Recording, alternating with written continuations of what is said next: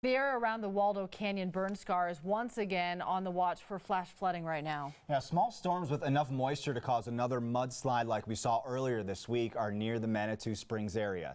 9 News reporter Todd Walker takes us on a tour of this week's slide zone.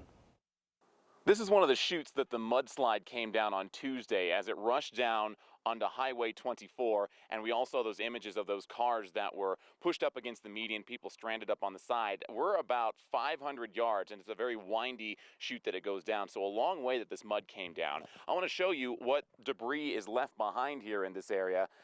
There's just sticks, rocks, mud, all sorts of stuff. You can see the soot from the burn area, which is not too far from us. And then this house, which was really where the mud split and went around it. There's really not much damage that I can tell to this house, but the driveway that goes all the way down to the road is completely washed out.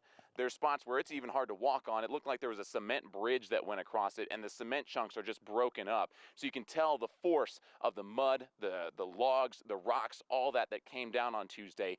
And they're expecting or anticipating that this might happen again tonight. This area is under a flash flood watch for this evening, and so we're going to be up here watching the skies, watching for any more rain. It does not take much rain to get this mud moving again because how unstable this ground is. So we'll be up here watching it for you throughout the rest of this evening, and we'll have a report for you on 9 News at 9 and 10 to let you know how this area spared to see if the mud came through once again. In Manitou Springs, I'm Todd Walker, 9 News.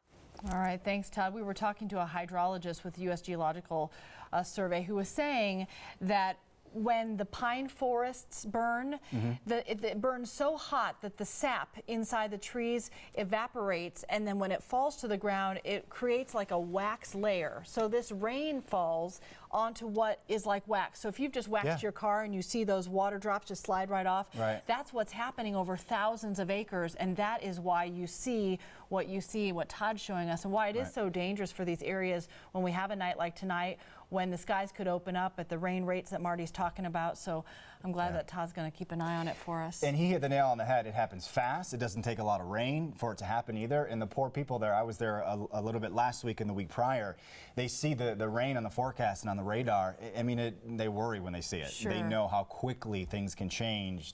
Property damage can happen.